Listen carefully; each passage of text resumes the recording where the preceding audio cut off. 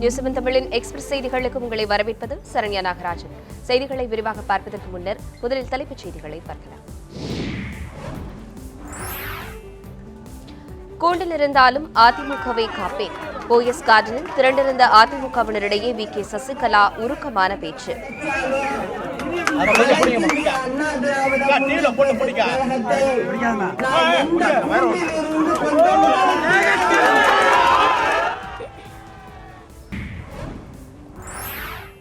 சொத்து குவிப்பு வழக்கில் உச்சநீதிமன்ற தீர்ப்பு ஊழல்வாதிகளுக்கு எச்சரிக்கை. தேமுதிக தலைவர் விஜயகாந்த் கருத்து.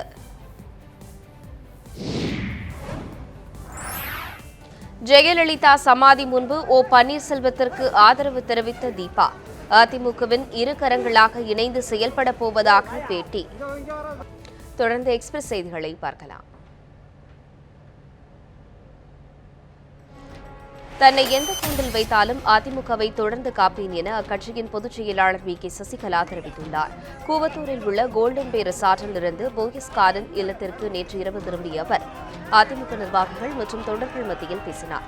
அப்போது சிறை செல்வதை கண்டு தாம் பயப்படவில்லை என்று கூறிய அவர் எந்த கூண்டில் இருந்தாலும் அதிமுகவை தொடர்ந்து வழிநடத்தி கொண்டுதான் இருப்பேன் என்றும் தெரிவித்தார். தொண்டர்கள் எதற்கும் மஞ்சாமல் அதிமுகவை ஆட்சிக்கட்டிலில் தக்க வைத்து மக்கள் பணியாற்றும் இலக்கை நோக்கி பயணிக்க வேண்டும் என்றும் சசிகலா அறிவுறுத்தினார்.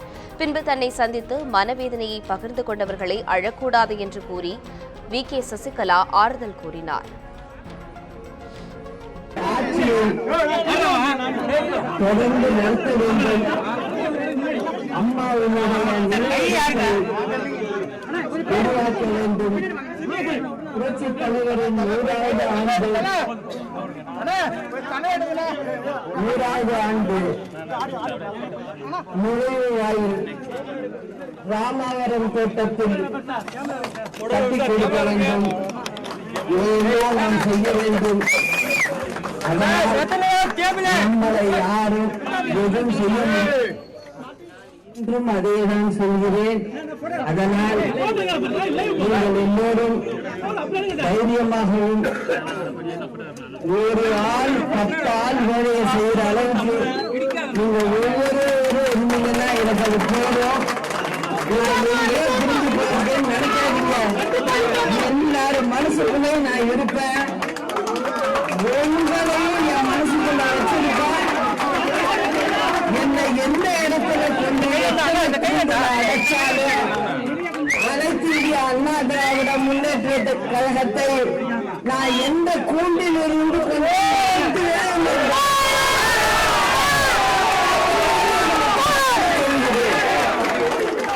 அதனால் நீங்கள் யாரும் பயப்பட வேண்டாம். ஒரே நினைவு ஒன்றுதான், அது நம்மளுடைய அனைத்து இந்திய அண்ணா திராவிட முன்னேற்ற கழகம் காலத்துக்கும் தமிழ்நாட்டை ஆள வேண்டும். மக்களுக்கு நல்லதை நாம் செய்ய வேண்டும். இந்த ஒரே தினத்தில் நீங்கள் எல்லாரும் பயணிக்க வேண்டும் என்பதே என்னுடைய ஆசை. பேரறிஞர் அண்ணா சொல்வார், எதையும் தாங்கும் இதயம் வேண்டும் என்று. புரட்சி தலைவர் உள்ள பாடல்களில் பார்த்தீர்களானால் நமக்கு தைரியம் வரும். அந்த மாதிரி பாடல்களை சொல்லிவிட்டு அதே போல அம்மா சிங்கம் போல் இருந்தவர். அவரிடம் கூட பயணித்த எனக்கு துணிவு. அதனால் நான் பயப்படவில்லை. நீங்களும் உங்களுடைய பணிகளை சிறப்பாக செய்து கொண்டிருக்க வேண்டும். நான் எங்கு இருந்தாலும் கட்சி பணிகளையும் உங்களையும் பற்றி கேட்டுக்கொண்டுதான் இருப்பேன். எல்லா பணிகளையும் நான் கவனித்துக் கொண்டுதான் இருப்பேன். நான் வெளியில் வரும்போது மீண்டும் அனைத்து இந்திய அண்ணா திராவிட முன்னேற்ற கழக தமிழகத்தில் கவலைப்படாமல் நீங்கள் தான் செயல்படுவீங்க. அதனால எனக்கு தயவு செய்து தர்மத்துக்கு சோதனை வரும். அந்த சோதனை வென்று காட்டணும். அதனால தயவு செய்து யாரும் அழுக வேண்டாம். சொல்றத கேளு, இருங்க, எல்லாம் கலைச்சலோட இருங்க அப்படிங்கறத கேட்டுக்கிட்டு என்னோட உரையை முடிக்கிறேன். சொத்து குவிப்பு மேல்முறையீட்டு வழக்கில் அதிமுக பொதுச் செயலாளர் வி.கே. சசிகலா உள்ளிட்ட மூவரும் குற்றவாளிகள் என உச்சநீதிமன்றம் தீர்ப்பளித்துள்ளது. மூவருக்கும் தலா 4 ஆண்டுகள் சிறை தண்டனையும் தலா 10 கோடி ரூபாய் அபராதமும் விதித்துள்ள உச்சநீதிமன்றம் அவர்கள் உடனடியாக விசாரணை நீதிமன்றமான பெங்களூருவில் சரணடைய வேண்டும் என்றும் உத்தரவிட்டுள்ளது. சொத்து குவிப்பு வழக்கில் கடந்த 2014ஆம் ஆண்டு பெங்களூரு சிறப்பு நீதிமன்ற நீதிபதி ஜான் மைக்கேல் டி. குன்ஹா அளித்த தீர்ப்பை உச்சநீதிமன்றம் உறுதி செய்துள்ளது. உச்சநீதிமன்ற நீதிபதிகள் பினாகி சந்திரகோஷ், அமிதவா ராய் ஆகியோர் அடங்கிய 2 நீதிபதிகள் கொண்ட அமர்வு நேற்று இந்த தீர்ப்பினை வழங்கியது. இதன் மூலம் வி.கே. சசிகலா, இளவரசி வி.என். சுதாகரன் ஆகிய 3 பேருக்கும் தலா 4 ஆண்டுகள் சிறை தண்டனையும் தலா 10 கோடி ரூபாய் அபராதமும் உறுதிப்படுத்தப்பட்டுள்ளது.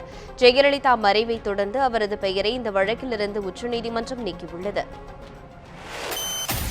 தமிழகத்தில் நிலையான நல்லாட்சி தொடர வேண்டும் என்பதற்காகவே முதலமைச்சர் ஓ. பன்னீர்செல்வத்துடன் இணைந்து அரசியல் பயணத்தை தொடங்கியுள்ளதாக மறைந்த ஜெயலலிதாவின் அண்ணன் மகள் ஜே. தீபா கூறியுள்ளார். கடந்த செவ்வாய்க்கிழமை இரவு சென்னை மெரினாவில் உள்ள ஜெயலலிதா நினைவிடத்தில் அஞ்சலி செலுத்திய பின்னர் அரசியல் அதிரடிகளை தொடங்கிய முதலமைச்சர் ஓ. பன்னீர்செல்வம் ஒரு வாரத்திற்கு பின்பு நேற்று இரவு மீண்டும் ஜெயலலிதா நினைவிடத்திற்கு சென்றார். அவர் சென்ற சில நிமிடங்களில் ஜெயலலிதாவின் அண்ணன் மகள் தீபாவும் அங்கு சென்றார். அவரை முதலமைச்சர் பன்னீர்செல்வம் மற்றும் அவரது ஆதரவாளர்கள் வரவேற்றனர்.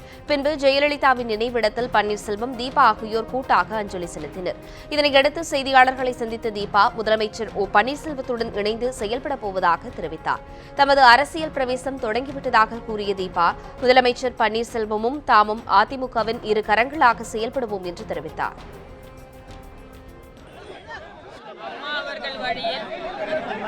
அவர் விட்டு சென்ற பணிகளை தமிழக மக்களுக்காக அனைத்திந்திய அண்ணா திமுகவின் 2 கரங்களாக நாங்கள் இணைந்து செயல்படுவோம். சென்னை மெரினாவில் உள்ள ஜெயலலிதா நினைவிடத்திலிருந்து முதலமைச்சர் ஓ. பன்னீர்செல்வம் வீட்டிற்கு சென்ற தீபாவிற்கு ஆரத்துடன் உற்சாக வரவேற்பு அளிக்கப்பட்டது. கிரீன்வே சாலையில் உள்ள பன்னீர்செல்வம் வீட்டிற்கு ஜெயலலிதா அண்ணன் மகள் ஜே. தீபா தனது ஆதரவாளர்களுடன் நேற்று இரவு சென்றார். அங்கு ஆரத்தி எடுத்து தீபாவுக்கு வரவேற்பு அளிக்கப்பட்டது. பின்னர் செய்தியாளர்களிடம் பேசிய தீபா, வி.கே. சசிகலாவிடம் அதிமுகவை ஜெயலலிதா ஒப்படைக்கவில்லை என்றார். தமிழகத்தில் நிலையான நல்லாட்சி ஏற்பட வேண்டும் என்கிற எண்ணத்தின் அடிப்படையில் முதலமைச்சர் ஓ. பன்னீர்செல்வத்துடன் இணைந்து அரசியல் பயணம் மேற்கொள்ள முடிவெடுத்ததாகவும் தீபா தெரிவித்தார். 2 பேருக்கும் அம்மாவின் பெயருக்கும் புகழுக்கும் எந்த களங்கமும் இல்லாத ஒரு நல்ல பெயரை நாங்கள் உருவாக்குவோம். அது மட்டும் இல்லாமல் ஒரு அரசியல் வந்து ஒரு மிகப்பெரிய ஒரு அசைவை கண்டிருக்கிறது தமிழகத்தை பொறுத்தவரை. இந்த நேரத்தில் நீங்க 2 பேரும் இணைந்திருப்பது எந்த அளவுக்கு வருங்காலத்தில் வெற்றி வாய்ப்பை கொண்டு தரும்?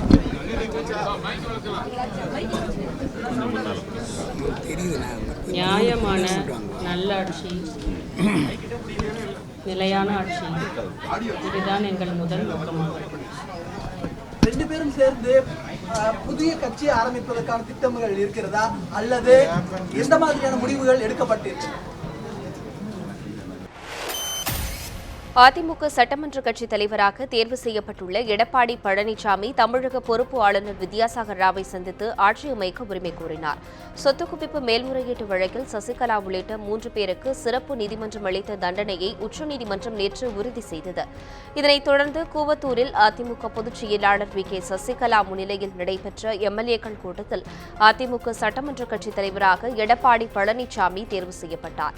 இதையடுத்து ஆளுநர் அழைப்பு விடுத்ததால் எடப்பாடி பழனிசாமி, அதிமுக அவைத் தலைவர் கே.ஏ. செங்கோட்டையன், அமைச்சர்கள் திண்டுக்கல் சீனிவாசன், எஸ்.பி. வேலுமணி, அதிமுக முன்னாள் எம்பி டிடிவி தினகரன் உள்ளிட்ட அதிமுக நிர்வாகிகள் ஆளுநர் மாளிகைக்கு சென்றனர். அங்கு ஆளுநர் வித்யாசாகர் ராவை சந்தித்த எடப்பாடி பழனிசாமி ஆட்சி அமைக்க உரிமை கோரி அதற்கான கடிதத்தை வழங்கினார். மேலும் ஆதரவு எம்எல்ஏக்கள் கையெழுத்திட்ட பட்டியலையும் ஆளுநரிடம் எடப்பாடி பழனிசாமி வழங்கினார். பரபரப்பான அரசியல் சூழலில் ஆளுநர் வித்யாசாகர் ராவை முதலமைச்சர் ஓ. பன்னீர்செல்வம் அணியினர் நேற்று இரவு சந்தித்து பேசினர். ஓபிஎஸ் அணியைச் சேர்ந்த மாநிலங்களவை உறுப்பினர் மைத்ரேயன், முன்னாள் எம்பி மனோஜ் பாண்டியன் ஆகியோர் ஆளுநரை சந்தித்து பேசியதாகவும், அப்போது தங்களது அணிக்கு அதிக எம்எல்ஏக்கள் ஆதரவளிக்க தயாராக இருப்பதால் ஆட்சி அமைக்க தங்களையே அழைக்க வேண்டும் எனவும் அவர்கள் ஆளுநரிடம் வலியுறுத்தியதாக கூறப்படுகிறது. அதிமுக சட்டமன்ற கட்சித் தலைவராக தேர்ந்தெடுக்கப்பட்டுள்ள எடப்பாடி பழனிசாமி ஆளுநர் வித்யாசாகர் ராவை சந்தித்து சற்று நேரத்தில் ஓபிஎஸ் அணியினர் ஆளுநரை சந்தித்து பேசினர். தமிழகத்தில் நிலவும் சட்டம் ஒழுங்கு நிலவரம் குறித்து ஆளுநர் வித்யாசாகர் ராவிடம் தமிழக டிஜிபி டி.கே. ராஜேந்திரன், சென்னை மாநகர காவல் ஆணையர் ஜார்ஜ் ஆகியோர் நேரில் விளக்கம் அளித்தனர். சொத்து குவிப்பு வழக்கில் அதிமுக பொதுச் செயலாளர் வி.கே. சசிகலா உள்ளிட்டோருக்கு எதிராக உச்சநீதிமன்றம் நேற்று தீர்ப்பளித்தது. இந்நிலையில் தமிழகத்தில் நிலவும் சட்டம் ஒழுங்கு நிலவரம் குறித்து தமிழக டிஜிபி டி.கே. ராஜேந்திரன், சென்னை காவல் ஆணையர் ஜார்ஜ் ஆகியோர் ஆளுநர் வித்யாசாகர் ராவை நேரில் சந்தித்து விளக்கம் அளித்தனர்.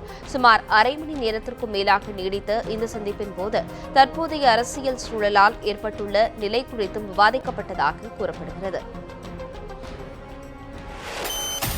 தமிழகத்தில் அடுத்து ஆட்சியமைக்க யாரை அழைப்பது என்பது குறித்து சட்ட வல்லுநர்களின் பரிந்துரையின்படி ஆளுநர் முடிவெடுக்க உள்ளதாக தகவல் வெளியாகியுள்ளது. தமிழகத்தில் ஆட்சியமைப்பது தொடர்பாக கடந்த ஒரு வாரமாக குழப்பம் நீடித்து வருகிறது. இது தொடர்பாக மத்திய அரசின் தலைமை வழக்கறிஞர் முகுல் ரோத்தகி, சட்ட வல்லுநர்களான சோலி சொராப்ஜி, மோகன் பராசன் ஆகியோரிடம் ஆளுநர் வித்யாசாகர் ராவ் சட்ட ஆலோசனைகளை கேட்டிருந்தார்.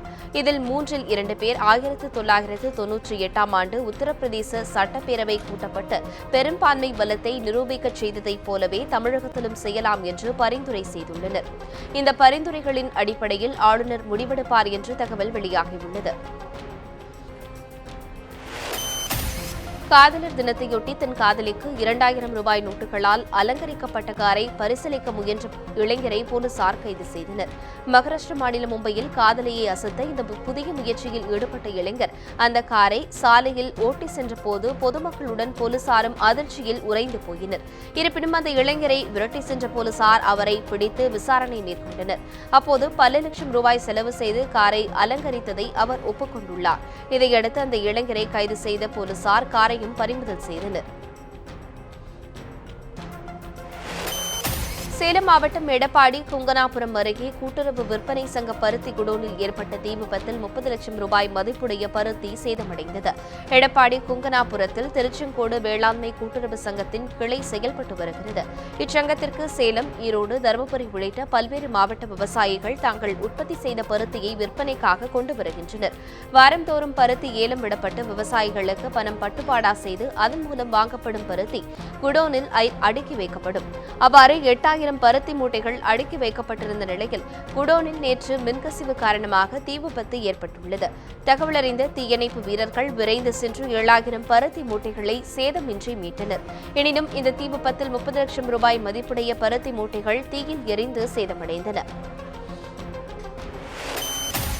நெல்லை மாவட்டம் கல்லிடைக்குறிச்சியில் காதலர் தினத்திற்கு எதிர்ப்பு தெரிவித்து நாய்களுக்கு திருமணம் செய்து இந்து முன்னணியினர் நூதன முறையில் போராட்டத்தில் ஈடுபட்டனர். இந்து முன்னணி ஒன்றிய செயலாளர் பால் மாரியப்பன் தலைமையில் இந்த போராட்டம் நடைபெற்றது. அப்போது காதலர் தினம் என்ற பெயரில் பண்பாடு மற்றும் கலாச்சாரம் சீரழிக்கப்படுவதாக குற்றம் சாட்டப்பட்டது. மேலும் காதல் என்ற பெயரில் ஏராளமான கொலை சம்பவங்கள் நடப்பதால் அதனை மத்திய, மாநில அரசுகள் தடுத்து நிறுத்த வேண்டும் என கோரி போராட்டத்தில் ஈடுபட்டவர்கள் கோஷங்களை எழுப்பினர். தகவலறிந்து நிகழ்விடத்திற்கு சென்ற போலீசார் பேச்சுவார்த்தை நடத்தியதை அடுத்து போராட்டத்தில் ஈடுபட்டவர்கள் கலைந்து சென்றனர். தஞ்சை மாவட்டம் வல்லத்தில் நடந்த ஜல்லிக்கட்டு போட்டியில் 400க்கும் மேற்பட்ட காளைகள் பங்கேற்றன. வாடிவாசலில் இருந்து சிறி பாய்ந்த காளைகளை 500க்கும் மேற்பட்ட மாடுபிடி வீரர்கள் அடக்கினர். இதனைத் தொடர்ந்து வெற்றி பெற்ற வீரர்கள் மற்றும் காளைகளுக்கு பரிசுகள் வழங்கப்பட்டன. ஜல்லிக்கட்டை வல்லம் மற்றும் அதன் சுற்றுவட்டார பகுதிகளைச் சேர்ந்த 1000க்கும் மேற்பட்டோர் கண்டுகளித்தனர். முன்னதாக ஜல்லிக்கட்டு போட்டியை மாவட்ட ஆட்சியர் அண்ணாதுரை தொடங்கி வைத்தார். இதில் பங்கேற்ற மாடுபிடி வீரர்கள் உறுதிமொழி எடுத்துக் கொண்டனர். புதுக்கோட்டை மாவட்டம் பொன்னமராவதி அருகே உள்ள வேந்தன்பட்டியில் வரும் 22ஆம் தேதி ஜல்லிக்கட்டு நடைபெறும் என அறிவிக்கப்பட்டுள்ளது. வேந்தன்பட்டியில் கடந்த மாதம் நடந்த ஊர் பொதுக்கூட்டத்தில் பிப்ரவரி 12ஆம் தேதி ஜல்லிக்கட்டு நடத்த முடிவு செய்யப்பட்டு இது தொடர்பாக மாவட்ட ஆட்சியரிடமும் ஊர் மக்கள் மனு கொடுத்துள்ளனர். இந்நிலையில் அன்றைய தினம் நடைபெற இருந்த ஜல்லிக்கட்டு திடீரென ஒத்திவைக்கப்பட்டது. இது தொடர்பாக நியூஸ் 7 தமிழ் செய்தி வெளியிட்ட நிலையில் வரும் 22ஆம் தேதி ஜல்லிக்கட்டு நடத்த மாவட்ட ஆட்சியர் அனுமதி வழங்கியுள்ளார். இதனால் மகிழ்ச்சியடைந்துள்ள கிராம மக்கள் மற்றும் ஜல்லிக்கட்டு ஆர்வலர்கள் போட்டிக்கான ஆயத்த பணிகளில் ஈடுபட்டுள்ளனர். திருச்சி மாவட்டம் மணப்பாறையில் திருந்திய நெல் சாகுபடி மற்றும் நீர்த்திறன் பயன்பாடு குறித்த திட்டப்பணிகளை நார்வே நாட்டின் விவசாய மற்றும் உணவுத்துறை அமைச்சர் ஜோன் ஜார்ஜ் டேல் நேரில் பார்வையிட்டார். மணப்பாறையை அடுத்த வையம்பட்டி பொன்னணி ஆறு அணை பகுதியில் வேளாண் பல்கலைக்கழகம் மற்றும் பாசன வேளாண் பயிற்சி நிறுவனம் சார்பில் அடாப்ட் எனும் ஆராய்ச்சி திட்டம் செயல்படுத்தப்பட்டு வருகிறது. இந்த திட்டத்திற்கு தேவையான நிதி நார்வே நாட்டின் வெளியுறவு தூதரகம் மூலமாக வழங்கப்பட்டு வருகிறது. இந்த திட்டத்தின் செயல்பாடுகளை நார்வே உணவுத்துறை அமைச்சர் ஜோன் ஜார்ஜ்டேல் நேரில் பார்வையிட்டு ஆய்வு மேற்கொண்டார். அப்போது திட்டத்தின் செயல்முறைகளை நார்வே அமைச்சருக்கு கோவை வேளாண் பல்கலைக்கழக ஆராய்ச்சியாளர் லட்சுமணன் விளக்கி கூறினார். இத்துடன் வைகரை எக்ஸ்பிரஸ் செய்திகள் நிறைவு பெறுகின்றன. அண்மைச் செய்திகளுக்கு இணைந்திருங்கள் நியூஸ் 7 தமிழுடன்.